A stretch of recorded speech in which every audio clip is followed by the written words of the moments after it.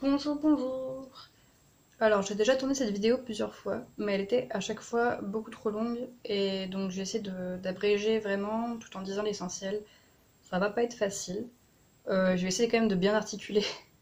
J'ai tendance à parler très vite, donc j'espère que je parlerai pas trop vite, et si c'est le cas, bah, dites-le moi en commentaire que je puisse faire mieux la prochaine fois. Enfin, j'essaierai de faire mieux. Et donc voilà, je pense que je vais commencer. Je suis venue du coup pour vous présenter un corps, qui est le corps de Live ici, juste là. Et en fait, c'est une très bonne alternative, je trouve, au corps stock et au corps Obitsu, ou alors encore aux autres corps qui existent, comme les corps comiques, Made to Move, ou les corps Volks, ou même les corps Pure Nemo. Pure Nemo, je sais pas. Il en existe vraiment beaucoup, et donc je trouve qu'on a vraiment l'embarras du choix à ce niveau-là, donc ça c'est plutôt cool. Mais le corps Live Doll est trop sous-coté, je trouve.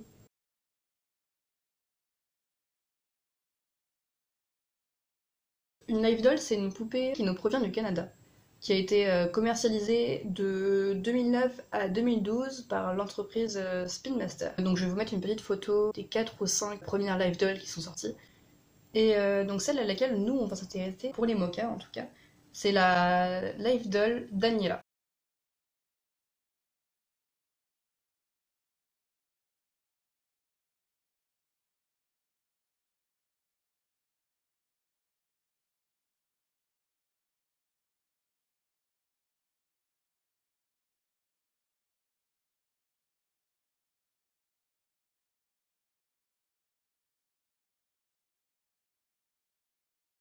Alors, la Live Doll Daniela, elle nous intéresse parce que du coup, toutes les Live Dolls ont des couleurs de peau différentes.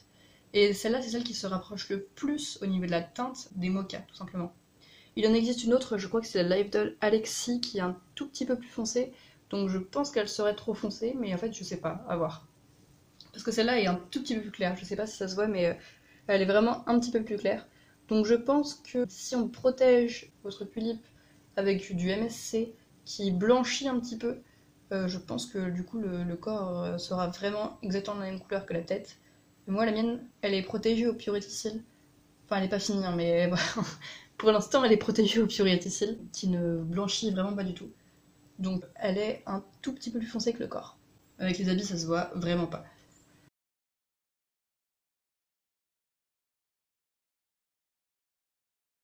Donc du coup, comme vous voyez, le corps de l'idol arrive un peu plus haut au niveau des épaules que le corps d'un Nobitsu.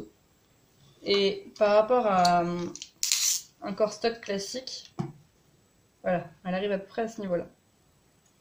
Je vais le mettre vraiment au même niveau. Voilà. Donc du coup, il est un tout petit peu plus haut au niveau des épaules, mais ça se voit pas beaucoup en fait, finalement comme ça. Le cou est un petit peu plus large et la poitrine est très recentrée au milieu. Et évidemment, il n'existe pas plusieurs tailles de poitrine, hein, il n'en existe qu'une seule. Sinon, au niveau des cuisses et des jambes, par rapport aux Obitsu, bah, c'est quasiment les mêmes. Voilà, je dirais que les jambes des Obitsu sont un tout petit peu plus longues que les jambes des Live Doll. Les articulations des genoux sont les mêmes.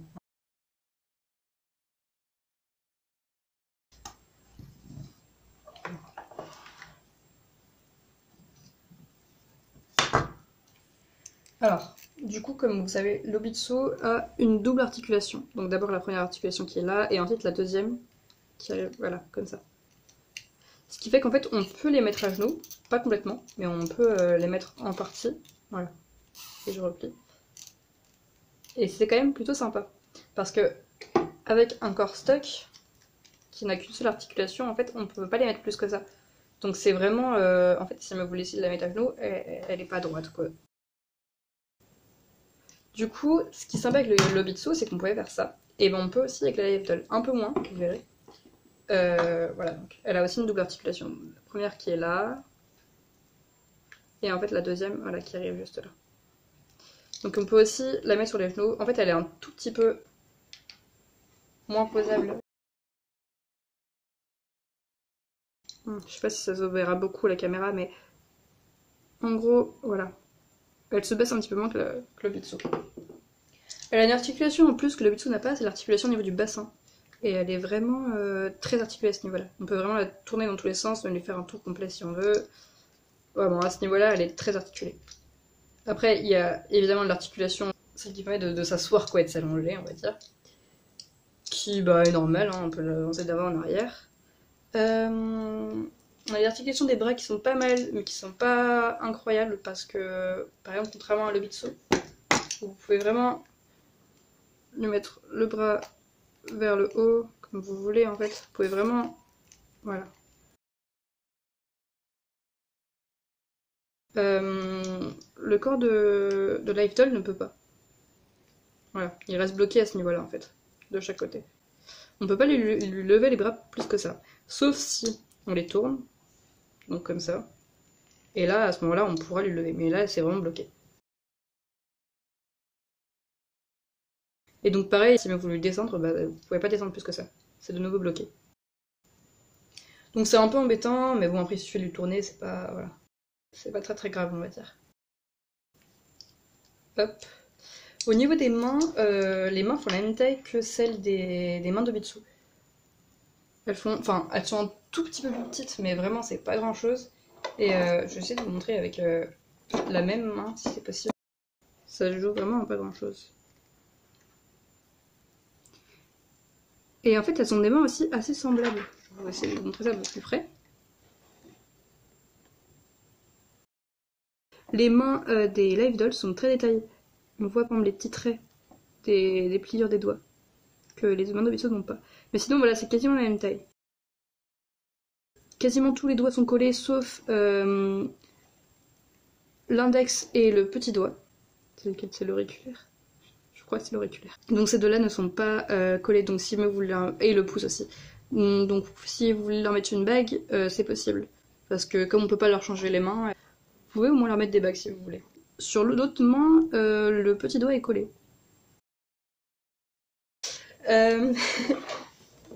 Au niveau des pieds, ce que je peux vous dire, c'est que les pieds sont un petit peu plus gros que pour les Obitsu. Donc ce qui est un peu embêtant, c'est que du coup pour les chaussures, je sais pas trop comment ça marche. Soit vous leur achetez des chaussures de Live Doll, qui doivent être quand même pas si faciles que ça à trouver hein, dans le commerce, je pense pas que ce soit très simple. Soit vous avez de la chance et les chaussures d'Obitsu leur vont. J'ai acheté des chaussures pour ma Pulip qui en fait se sont trouvées être beaucoup trop grandes pour des pieds de Pulip qui allaient bien aux Obitsu et qui vont parfaitement aux pieds de Live Doll. Donc c'est vraiment ce qu'il me fallait. Donc je pense que les chaussures pour Obitsu vont au Live Doll, mais je suis pas sûre. Donc à vérifier.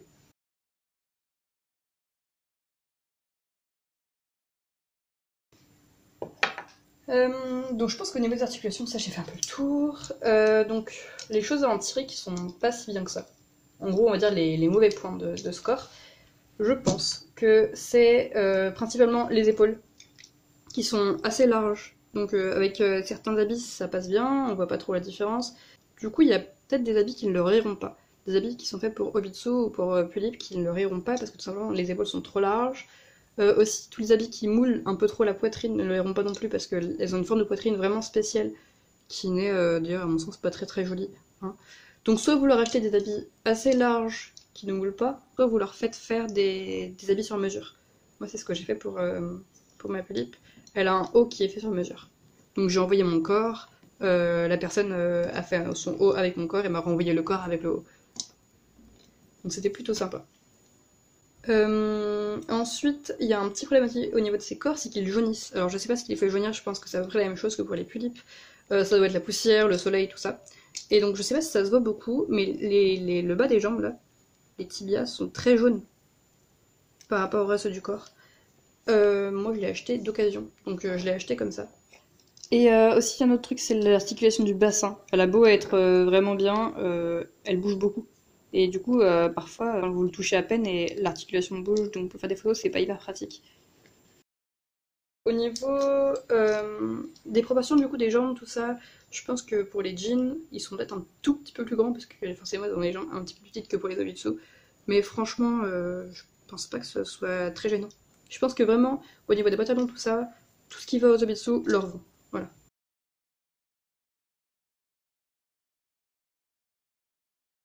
Donc au niveau du prix, en fait il faut savoir que ce corps-là, donc comme il était commercialisé de 2009 à 2012, on ne le trouve plus dans le commerce actuel. Donc les seuls moyens de le trouver, c'est soit dans les vides-greniers, soit donc sur internet, on le trouve principalement sur eBay. Je pense que vous pouvez le trouver sur des trucs comme Le Bon Coin ou peut-être Presse Minister, ça existe toujours. Il semble que ça a changé de nom. Sur Amazon, on ne trouve que des neufs. Et il faut savoir que comme ce sont des poupées qui ne sont plus commercialisées à l'heure actuelle, elles ont pris de la valeur et donc du coup le prix initial devait être de 20€ à peu près pour une poupée qui augmente. Enfin maintenant vous en trouvez plus qu'à 100€, 70€ pour des poupées entières stock complètes, neuves quoi on va dire. Ça peut même monter jusqu'à beaucoup plus que ça, hein, j'en ai vu assez cher on va dire. Donc ce que je vous conseille de faire c'est de les acheter toujours d'occasion. D'acheter les corps uniquement ou alors avec la tête comme moi j'ai eu. Ça revient au même prix, hein, acheter le corps avec la tête ou le corps tout seul. En fait, ce qui est plutôt bien, c'est qu'on en trouve beaucoup sur eBay. On trouve beaucoup de donneurs différents qui vendent juste les corps ou juste le corps avec la tête. Et ça, c'est plutôt bien. Par contre, au niveau des prix,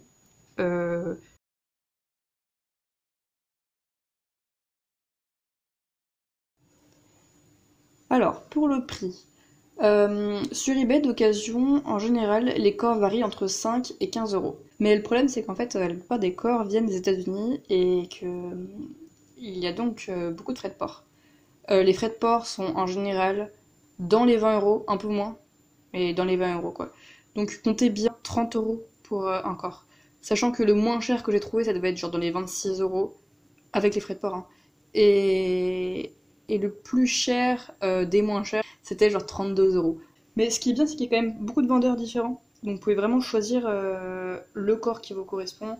Tout ce que je peux vous dire, c'est soit bien regarder les photos, ou même en demander d'autres vendeurs pour savoir s'il est pas bien, enfin s'il est pas déjà jauni ou pas.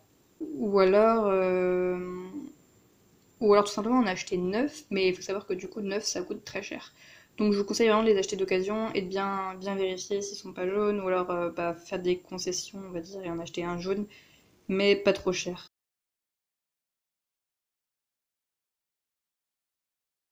L'endroit pour poser le cou, enfin l'endroit pour poser la tête, pardon, bouge beaucoup. Donc pour le scier, c'est pas évident. Donc soit il faut bien vous le coinciez dans un étau, ou je sais pas comme ça, et vous coinciez comme ça sur le côté. Soit non, ça fait voilà. Soit vous le brûlez comme moi, je l'ai fait fondre, et après vous le poncez. Donc je l'ai pas bien poncé encore parce que j'ai pas le matériel qu'il faut. Mais voilà, tout ce qu'il faut savoir c'est que c'est pas super simple. Donc du coup ce que je vous conseille de faire après c'est de le rigidifier comme vous rigidifiez un Nobitsu quoi. Souvent c'est des élastiques ou du cellophane je crois. Voilà.